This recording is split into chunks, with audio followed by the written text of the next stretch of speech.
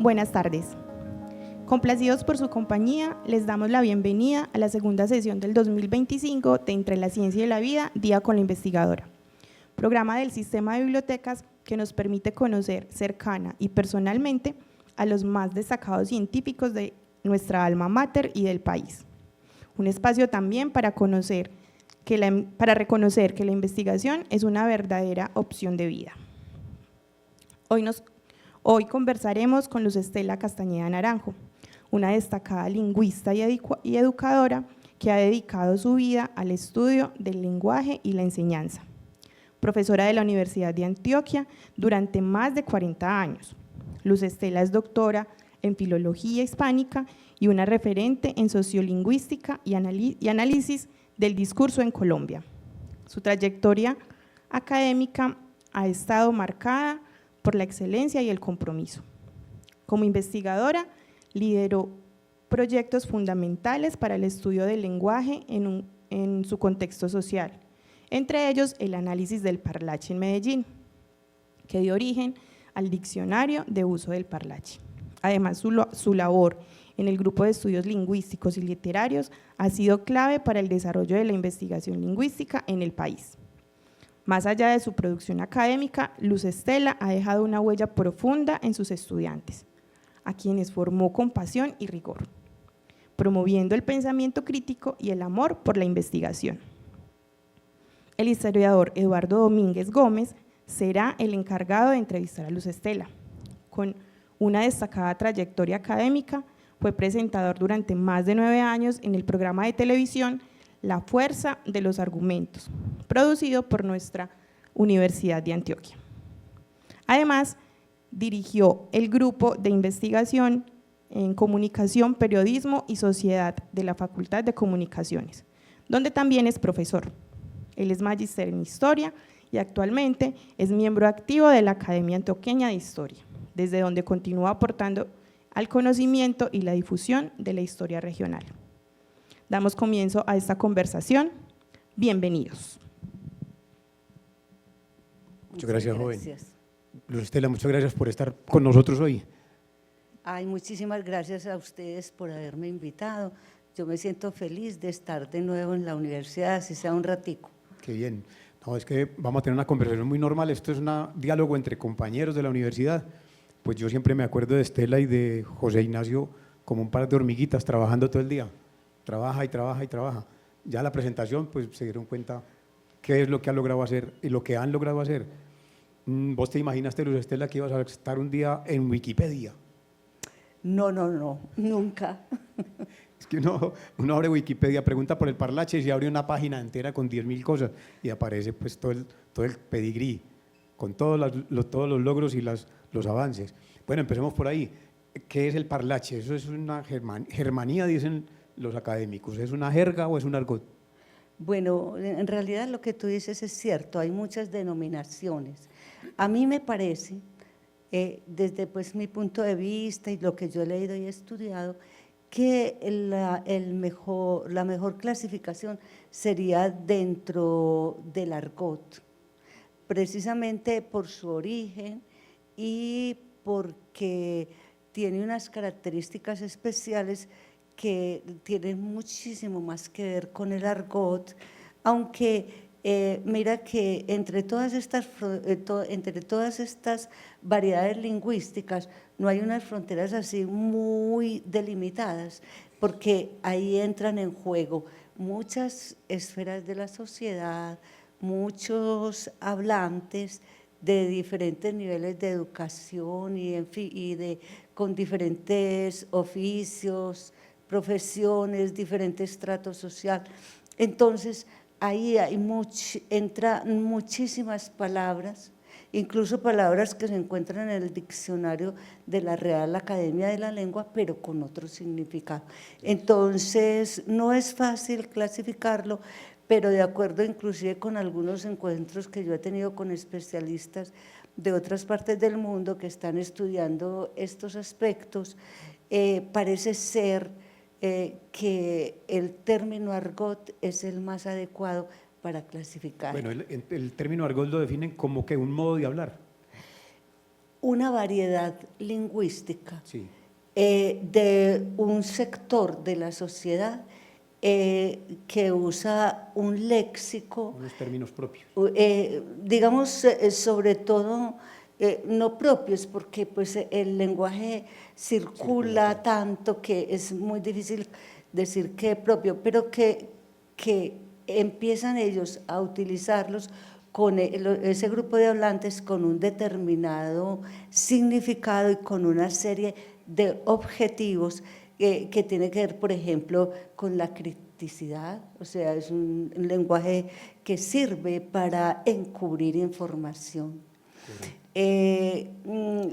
La lúdica, porque es muy creativo, bueno, y la polisemia, porque son en general nuevos significados que adquiere, aunque también hay transformaciones de la palabra de las palabras por muy diferentes métodos, pero la creación de nuevos significados para términos ya existentes es uno de los aspectos más productivos. Claro. Dicen que entonces que el parlache se junta, es una palabra que resulta de juntar dos, parlar en el parche. Sí, bueno, la historia es un poco curiosa y a mí me encanta porque tiene diferentes componentes. Cuando estábamos haciendo la investigación, eso es por allá en la década de 95 hacia 2000, en el 2002 se publicó el libro del parlache, y entonces cuando estábamos haciendo la investigación convocamos una serie de informantes de diferentes barrios populares y marginales de la ciudad. Y una de las cosas, porque en un principio nosotros dijimos, ay, pero esta variedad, ¿cómo se llama? Si en tal país la llaman de esta manera, en tal otra, esta otra, pues, ¿qué hacemos? Entonces, en un principio nosotros pensamos como hacer sugerencias. Y yo, que era la coordinadora del proyecto, dije, no, a mí me parece que debe venir de los hablantes. Entonces, citamos un grupo de muchachos aquí a la universidad y ellos establecimos un diálogo con ellos, no se pudo llegar a ningún acuerdo, pero uno de los muchachos me dijo, profe, vean, nosotros yo me voy a reunir esta noche en el parche con un grupo muy grande de compañeros, yo creo que de ahí sacamos el nombre. Y luego, a la semana siguiente, vino a la oficina, porque claro, yo no tenía teléfonos de ellos ni nada, pues trabajamos con el método sociolingüístico que siempre trata de proteger la identidad del informante. Entonces, vino a la universidad, me buscó, nos sentamos a conversar y me dijo, profe, le tengo el nombre. Yo, ay, ¿qué es esa dicha? Entonces me contó esta historia, me dijo, vea, profe, estuvimos hasta más de las 12 de la noche discutiendo para denominar este lenguaje. Y nada, discutimos, hicimos un montón de propuestas y no nos resultó nada. Y me fui a acostar muy aburrido. Y resulta que yo me dormí y en sueños se me apareció un compañero que habían matado hacía 15 días. Y me dijo, ¿sabe qué, hermano? No busque más nombre para nuestra forma de hablar, que el nombre es parlache. Yo ahí mismo anoté todo y entonces nos pusimos a analizar ya en el grupo, pues a trabajar y sacamos estas conclusiones. Viene de parlar, que es hablar. Tiene la terminación de parche, que es el lugar donde se reúnen. Además, tiene un carácter mágico, porque viene de ultratumba. Dije yo, mejor no se podía. Entonces quedó registrado y a pesar de que al principio, sobre todo aquí en la universidad, por parte de algunos compañeros tuvo algunos detractores, una de las cosas que más le ha gustado a la gente de fuera con quienes converso, pues además de todo el análisis, es precisamente esta historia del nombre. Claro, pero es que mira, en un principio, y yo me acuerdo mucho aquí en la propia universidad, había una polémica acerca de que esto era un lenguaje de los mundos bajos y que era un lenguaje más bien para las barras y para los grupos criminales. Me acuerdo mucho que esa era la discusión que tenía la prensa, todo el Sí, mundo, sí. y lo discriminaban. Y hoy va a haber uno, y hay términos del parlache hasta en la gran prensa, en editoriales del periódico El Tiempo y El Claro. Espectador, los he encontrado yo. Claro que sí, mira, yo he entrado a periódicos no solamente de la región, sino del país Sí. entero, y pongo, por ejemplo, la palabra parce, parcero, chichipato, no sé qué, y salen, pero en fracciones de segundo te salen miles de citas. Entonces, para mí eso me parece pues, muy interesante. Y lo otro es que, claro, mira, como es un lenguaje que también tiene mucha acogida por los jóvenes de los diferentes sectores sociales, entonces empezó, digamos, en los sectores populares y marginales, pero fue permeando todas las capas de la sociedad y en este momento, mira que lo encontramos en la literatura. Todos ustedes conocen a Rosario Tijeras, a la Virgen de los Sicarios, por nombrar algunos, en poemas, en obras de teatro. Entonces, sí, para mí es un fenómeno lingüístico, cultural, muy importante, que se da sobre todo en las grandes ciudades. Hay una película que a mí me encanta, que el nombre en español, y la pueden encontrar, es Mi Bella Dama, grabado, o llevada a cabo en Inglaterra, y trabaja precisamente ese fenómeno en los bajos fondos ingleses. Y hay un parlache inglés. Bueno, esa obra de todas maneras demandó mucho tiempo. ¿Cuántos años estuvieron ustedes ahí? 6. Mira, lo que pasa es que ha tenido varias etapas y varios proyectos de investigación, pero si te cuento que desde la década del 90 y en la actualidad, a pesar de que mi compañero de trabajo, que es también mi esposo, está enfermo y en la cama, todavía estamos trabajando sobre el parlache, estamos recogiendo, como él lee tanto, pues es su principal actividad porque no tiene movilidad, entonces nos pasamos recogiendo precisamente de lo que tú hablabas ahora, todo ese léxico que aparece en los medios. Claro, claro. Sí, y estamos confrontando con los 2 diccionarios que hemos publicado y mirando qué transformaciones ha tenido y qué palabras han caído en desuso y cuáles han entrado a formar parte de la expresión actual. Antes de que nos cuentes las editoriales donde están publicados los libros, hablemos un poco de José Ignacio. ¿Qué es lo que le pasa? ¿Por qué está sin movimiento? ¿Qué tiene? Bueno, lo que pasa es que él hace 3 años, justamente en febrero, sufrió una lesión en la médula sin causa conocida. Le hicieron muchísimos exámenes y no se pudo saber exactamente, hay diferentes hipótesis.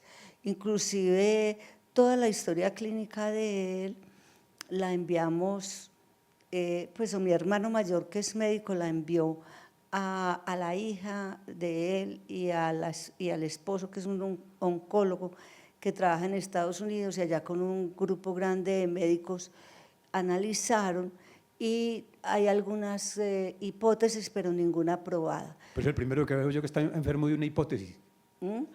¿Cómo le parece? Una medicina más avanzada. Sí. Al fin y al cabo, soy lingüistas.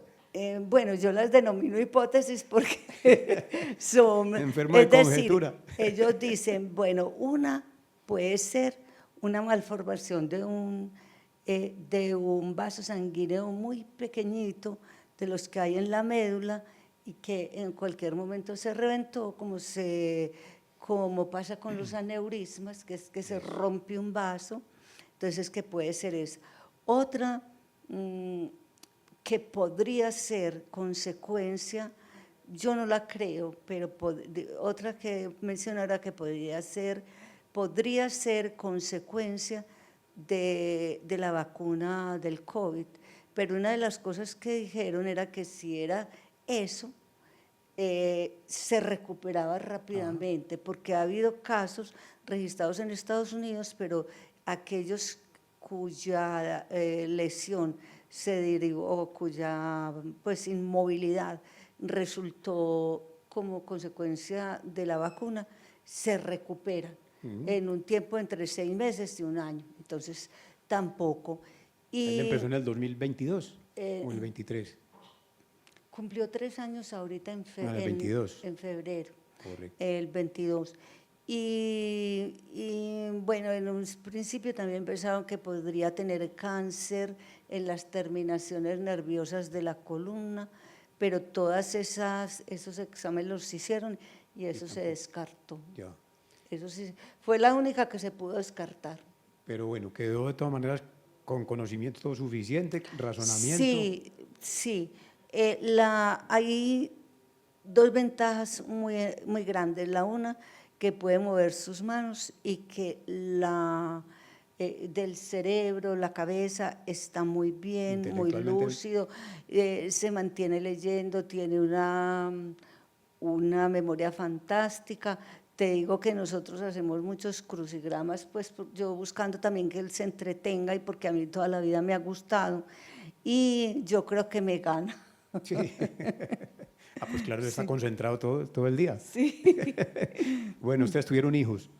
Tenemos 3 hijos. 3. Y vivo pues muy orgullosa de ellos porque mis 3 hijos terminaron primero la carrera, luego hicieron la maestría y yo creo que poquitas mamás pueden contar que sus 3 hijos son doctores en este momento. ¿En qué mi hija mayor terminó aquí, química farmacéutica, y hizo el doctorado en química de medicamentos. ¿Se llama cómo?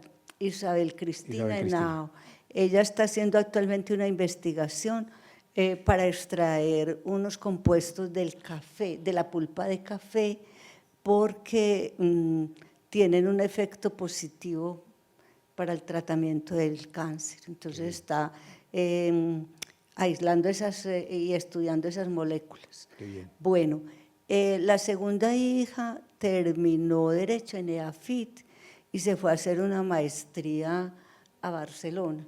Y resulta que de ahí ya se quedó en el doctorado, luego terminó el doctorado, bueno, antes de terminar el doctorado, pues se casó allá en Barcelona y vive allá hace mucho tiempo, trabaja en un despacho de abogados muy importante y fuera de eso tiene una ventaja y es que le gusta la docencia y está dictando precisamente derecho tributario en relación con todo el comercio en línea, porque esa fue su especialidad y ese fue el tema de la tesis. ¿Ella se llama cómo?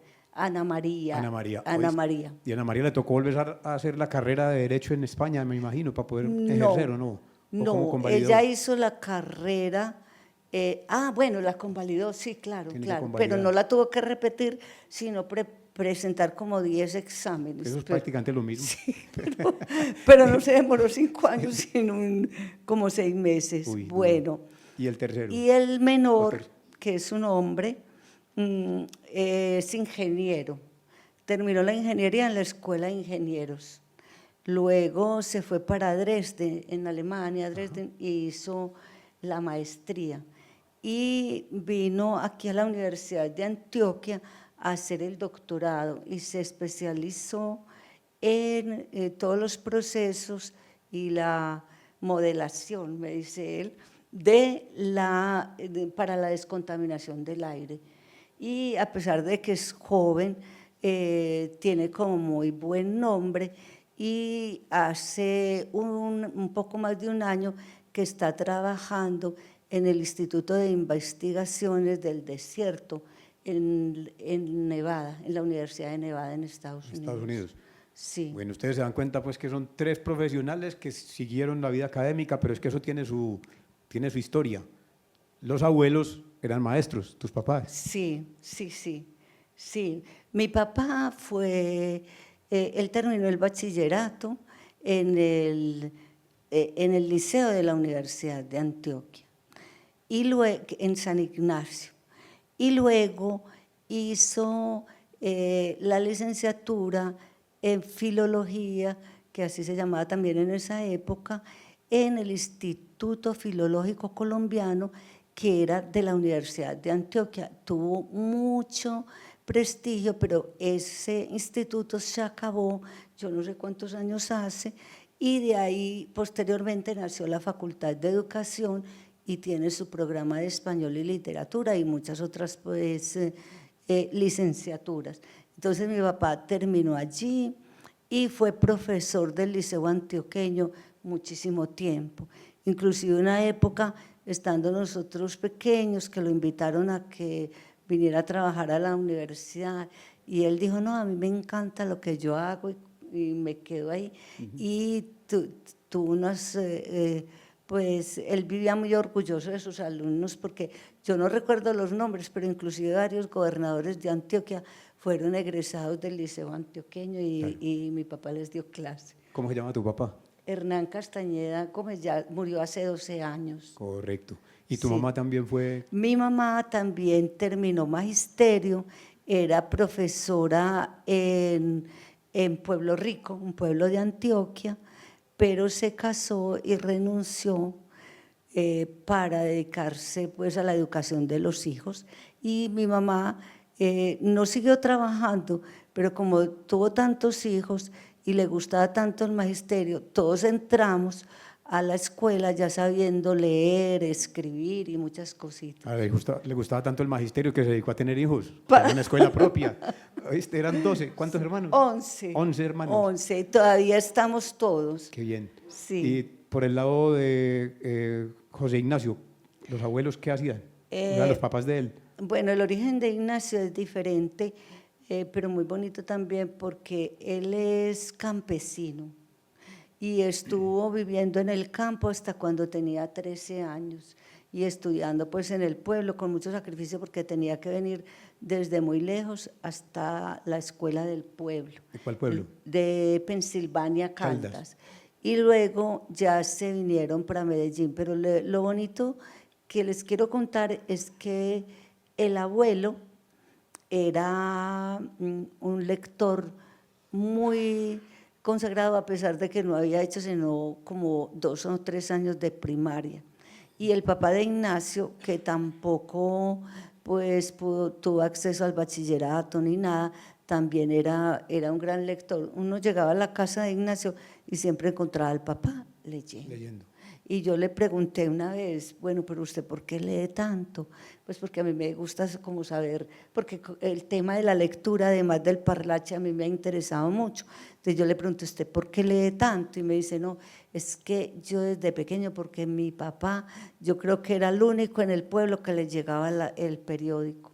Y que siempre que se iba a cambiar de una finca para otra, le cargaba las mulas con cajones de madera en donde empacaba los libros. Ah, qué bien. Bueno, el Instituto de Filología aquí en Medellín funcionó por ahí desde los años 52, creo, hacia fue toda la década del 50. Debió haberse cerrado por ahí hacia los años 60, 60 y pico. Sí, no tengo muy claro los datos, sí, las fechas, no las tengo muy claras, pero sí, eso está en ese libro de historia de la universidad. De la historia de la Universidad de Antioquia. Sí. Bueno, ¿y por qué te dedicaste a la sociolingüística? ¿Eso fue una fiebre desde juventud o fue ya después de estar en la universidad o qué pasó? Bueno, es decir, a mí me gustaba mucho leer, me gustaba mucho el análisis del lenguaje en general, era muy aficionada pues a todos los juegos con palabras, todas esas cosas cuando estaba niña. En el colegio pues me gustaba mucho, sobre todo leer. Yo aproveché muchísimo la biblioteca pues de la casa que mi papá, la biblioteca que tenía mi papá y también la biblioteca del colegio.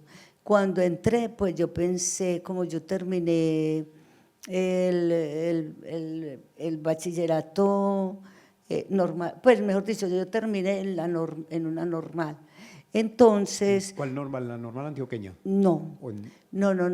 Mira, eso fue una decisión muy fuerte que tomaron mis papás y que pues fue muy duro para ellos y para mí, pero mi escapatoria fue la lectura. Como éramos tantos hijos, mi mamá dijo, ay, si la dejo aquí en la casa, esta niña no estudia con juicio porque me ve a mí tan atareada con tantas cosas, que es mejor que la mandemos a estudiar. Y yo estudié en un internado, en Fredonia, la correcto. Universidad Mariano Ospina Rodríguez de Fredonia. En el colegio. En la el normal. colegio. Y tenía una biblioteca que se mantenía casi sola, y yo fui El ratón de biblioteca.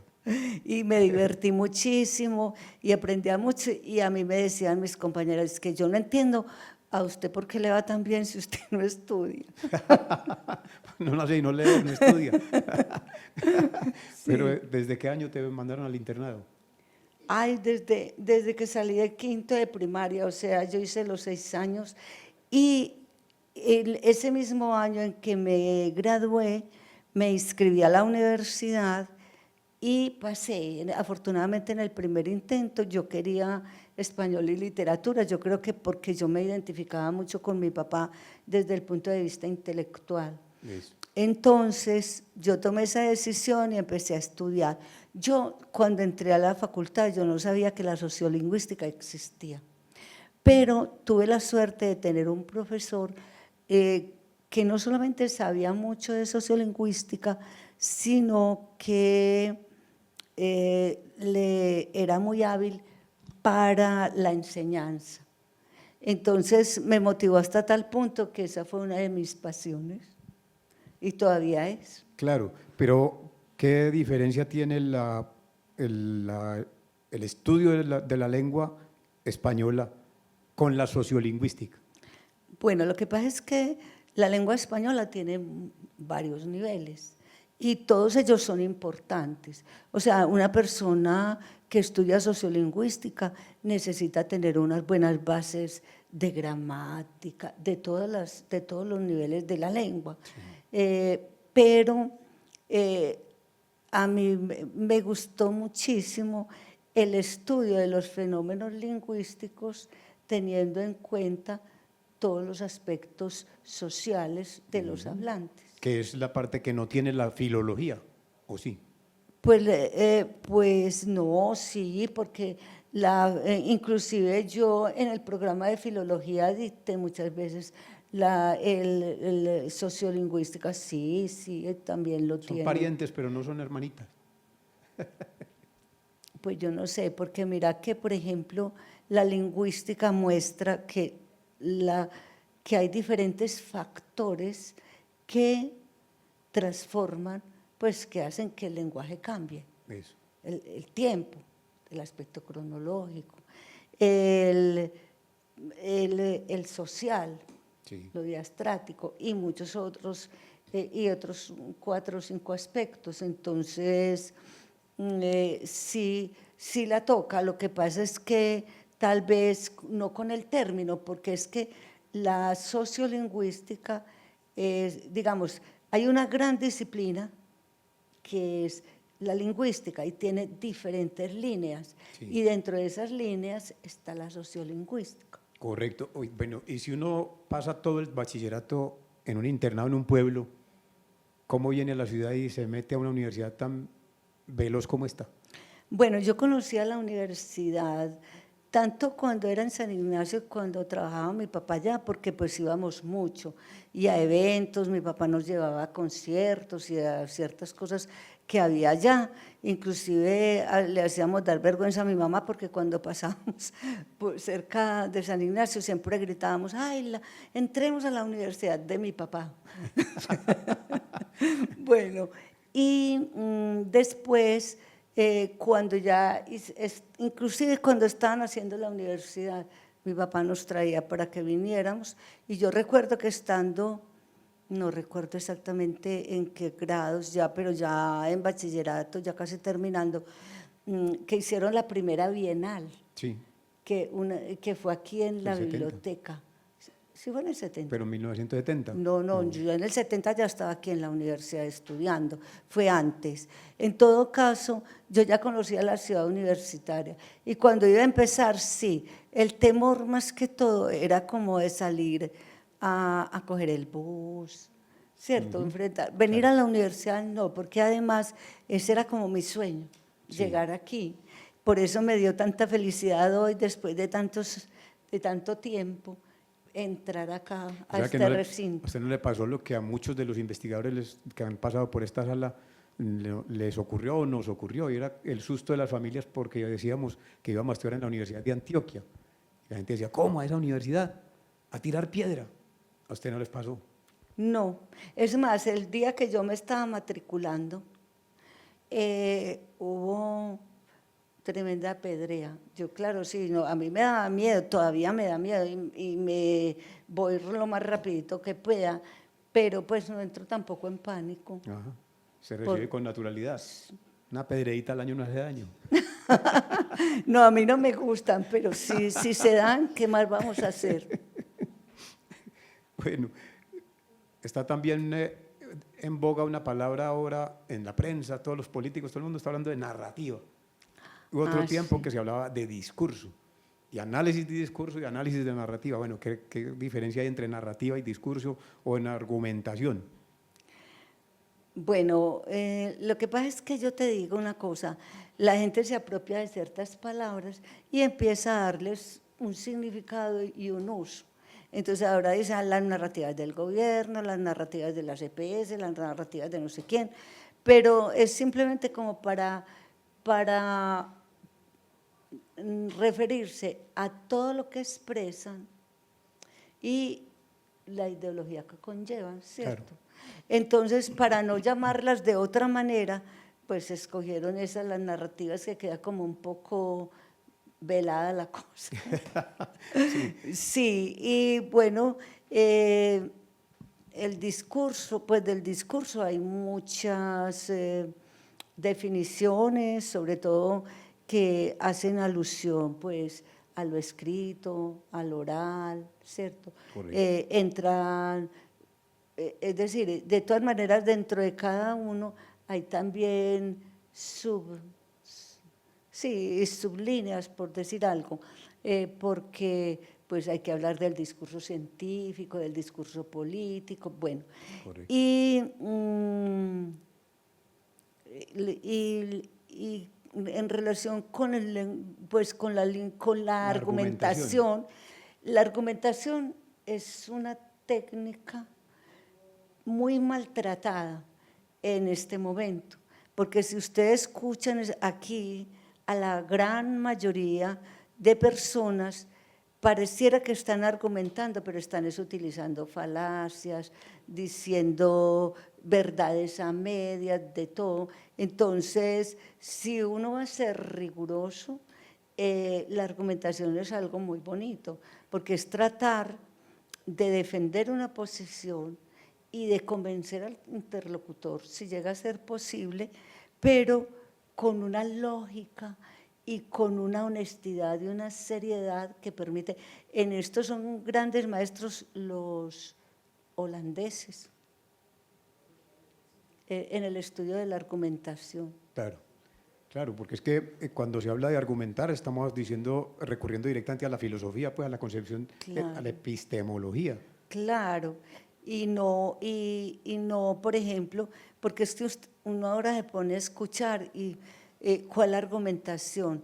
Se trata mal al interlocutor, se trata altaneras. de destruirlo psicológicamente, se le insulta.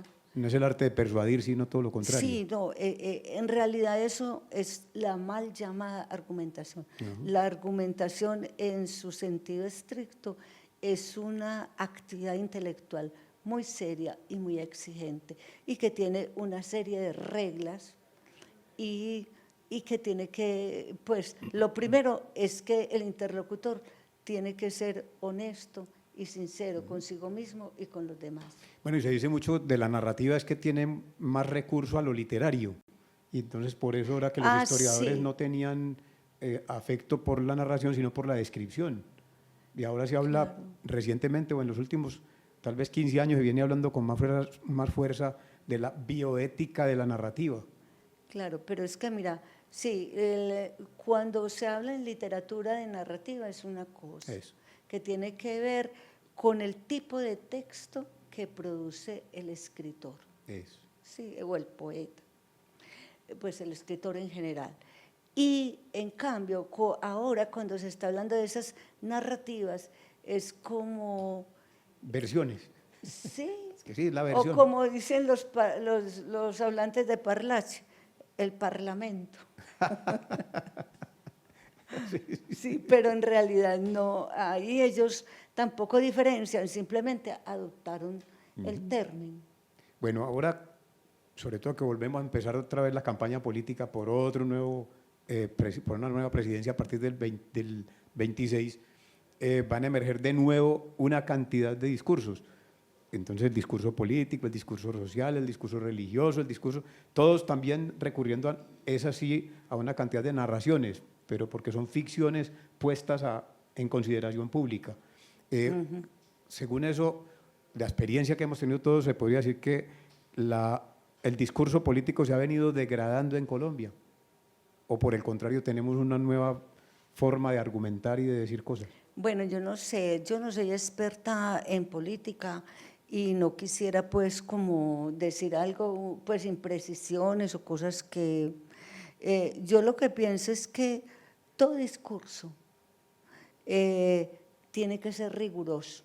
Mira que uno leyendo en la prensa, fíjense que han tenido que demandar y encarcelar investigadores que aparentemente son muy responsables porque encuentran que han manipulado los datos o que han maquillado el informe, y eso es muy grave.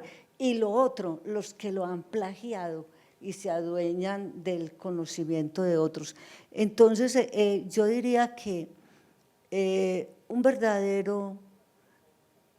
una verdadera producción intelectual, política, lo que sea, debería caracterizarse muy especialmente por la transparencia, sobre todo por la honestidad, no cambiar. Mira que aquí pasa que una persona dice una cosa y se la cambian para…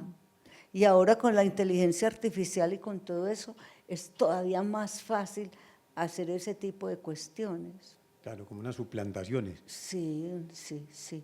Entonces es un aspecto muy delicado porque mira, en la ciencia hay que ser muy honestos, hay que presentar los resultados realmente como nos dieron, ¿cierto? Así como tal como salieron. Como salieron y buscar pues estrategias para solucionar o para, si creemos que es un error, pues hombre, confirmar a partir del nuevo trabajo con datos y probar con distintas herramientas, Eso. pero no maquillar ni manipular los datos, eso nunca. Claro.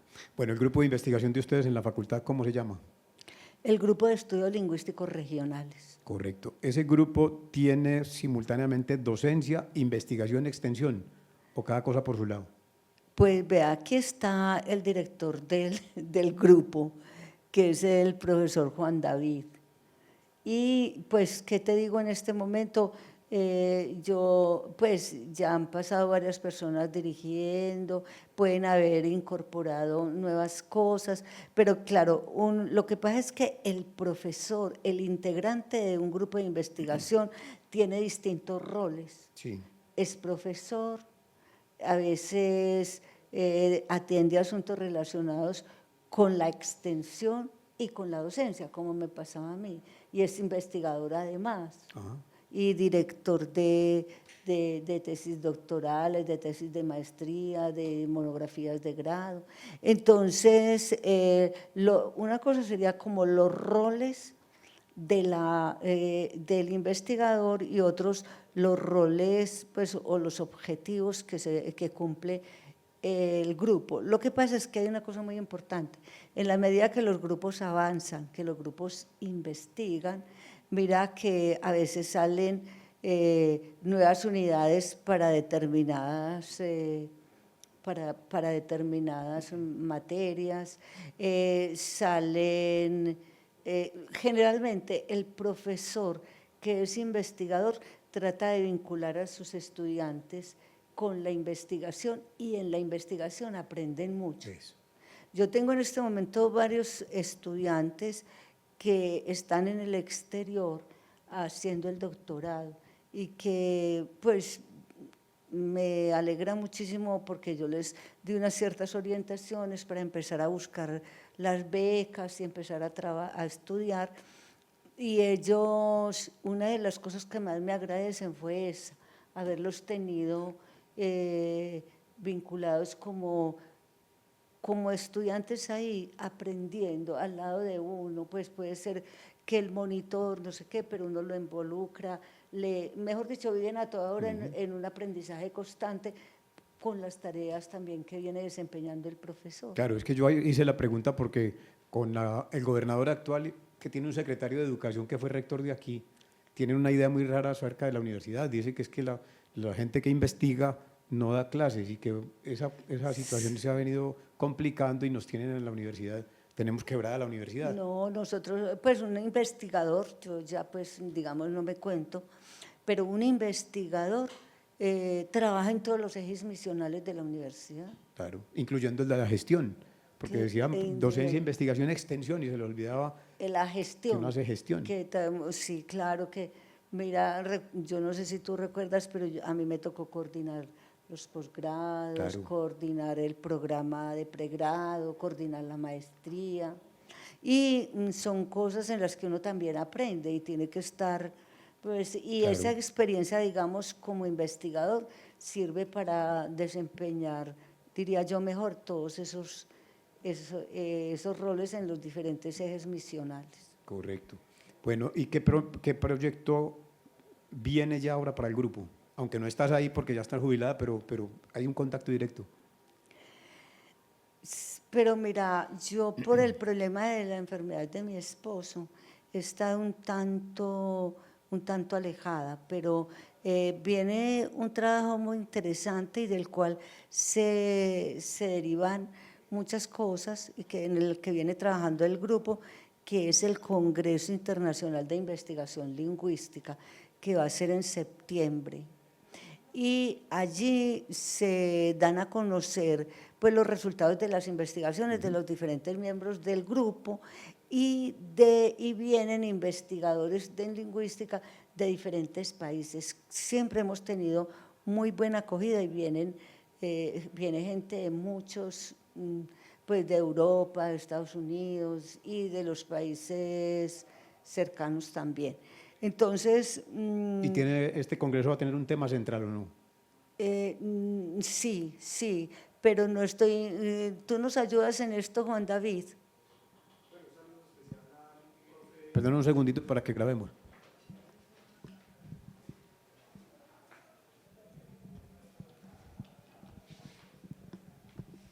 Muchas gracias.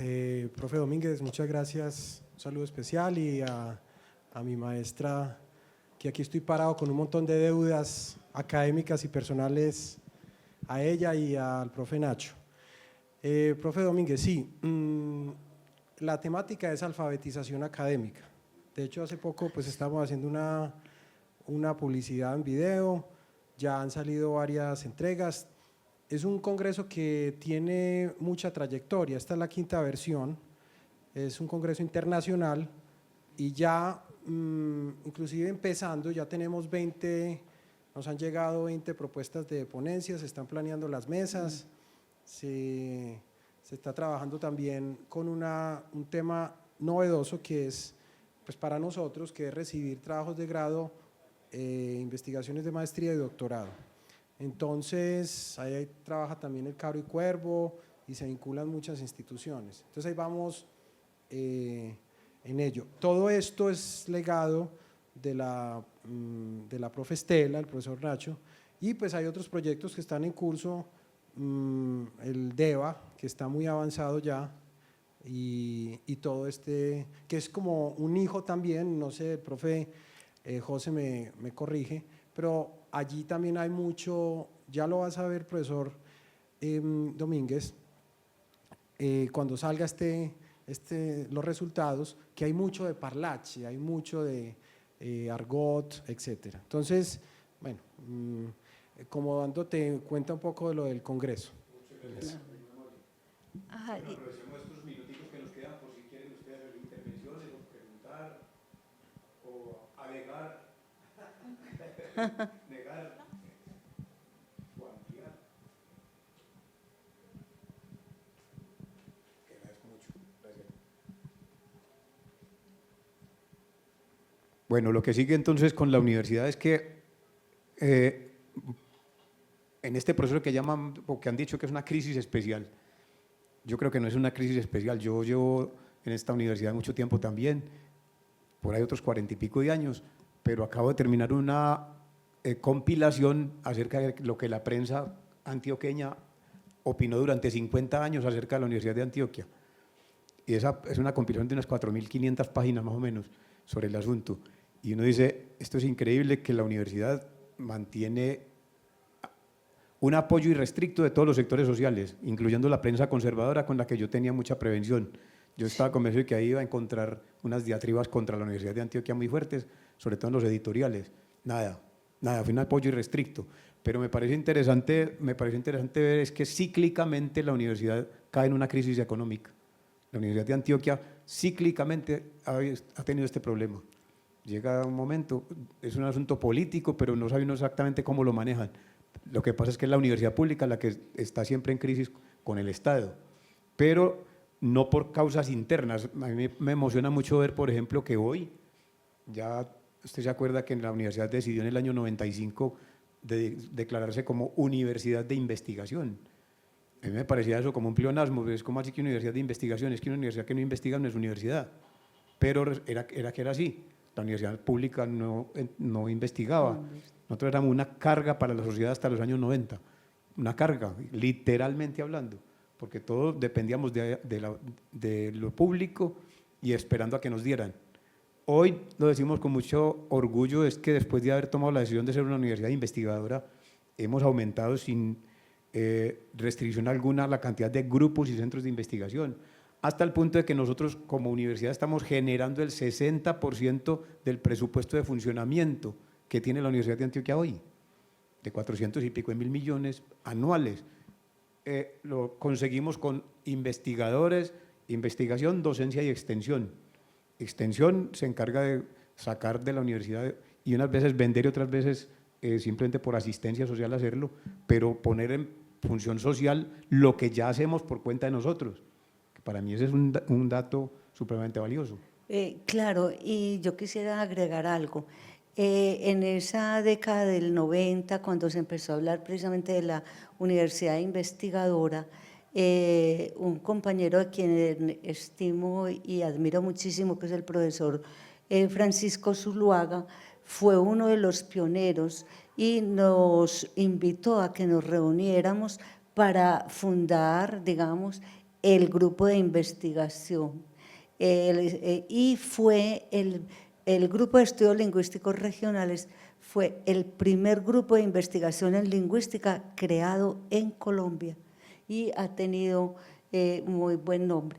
Y para terminar, quisiera también mencionar que el trabajo, pues el Congreso va a versar, como ya dijo Juan David, sobre la alfabetización académica, que es un aspecto muy importante que tiene que ver con la producción del texto académico. Y uno de los líderes de esto en este momento en Colombia fue un estudiante que se llama ya un doctor, ¿no?, que se llama Alexander Sánchez, y que fue él hizo la tesis bajo mi dirección sobre esa temática y en este momento es un referente para el país. Eso a mí me mantiene muy feliz. Claro, Él estaba también muy contento hoy por esta entrevista, pero desafortunadamente no pudo venir por sus ocupaciones. Claro, bueno, pero profundicemos un poquito sobre eso de la alfabetización académica. ¿Le parece a uno como raro que un académico haya que alfabetizarlo? ¿En qué consiste? Bueno, lo que pasa es que el artículo académico, o científico, digamos, las tesis y los trabajos de grado, de maestría, las monografías, son textos académicos, lo mismo que los libros, los capítulos de libro, en fin. Todos esos son textos académicos que tienen una estructura determinada, pero diferente entre ellos mismos y también según las disciplinas. Y entonces, aunque uno cree que no, sí es necesario que los investigadores tengan muy claro cómo debe escribirse y cuáles son las partes que debe tener, el lenguaje que se debe utilizar. Y, por ejemplo, incluso lo de la argumentación, si usted va a llegar a hacer una propuesta y la argumentación es débil, pues tu tesis o tu libro o artículo será débil también, porque no tiene el manejo que exige el texto. Entonces, alfabetización en ese sentido, no es que el investigador no sepa leer y escribir. No, sino es acercarse a unas nuevas reglas de juego, pero entonces esas reglas de juego y esos referentes que se tienen para evaluar la calidad de un escrito, ¿vienen de dónde? ¿Vienen de las revistas científicas seriadas y de una especie de imposición del cientifismo europeo, o de dónde viene? Bueno, en este momento hay investigadores a nivel nacional e internacional, es decir, yo diría que en todo el mundo estudiando ese tema de la alfabetización académica, de pronto en algunas partes con alguna variación en el nombre, pero esa es la denominación. Y vienen precisamente de la necesidad de que el texto científico sea riguroso, sea completo, sea comprensible, porque es que hay que tener, para especialistas, porque es que hay que tener en cuenta una cosa, hay algo que es la difusión del conocimiento, sí, y en eso la escritura es distinta, claro, porque estamos para un público general. Es que ahí estamos hablando de la narrativa y de la argumentación, claro, que es distinta. Exactamente. En cambio, cuando el texto es un texto científico para conocedores de la temática, para personas que tienen la formación y la experiencia, las exigencias del texto son distintas. Mira que, por ejemplo, es muy distinto por la apariencia que tenga de científico cuando un artículo sobre un medicamento, un descubrimiento en cualquiera de las ciencias se publica en la prensa, es muy distinto, claro, al que se publica en una revista científica. Claro. Entonces, y la exigencia es distinta y el formato es distinto. Y tiene también que ver con el manejo de cada idioma, es decir, no es lo mismo redactar en inglés que en francés o que en español. Bueno, yo creo que hay cosas generales y cosas particulares, pues porque, claro, hay muchas diferencias. Por ejemplo, mira que la terminología. Sí. Nosotros, por ejemplo, no podemos traducir literalmente un artículo del inglés al español, porque entonces, sí, no. Claro, no da. No da. O sea, en el papel dice, no. Sí.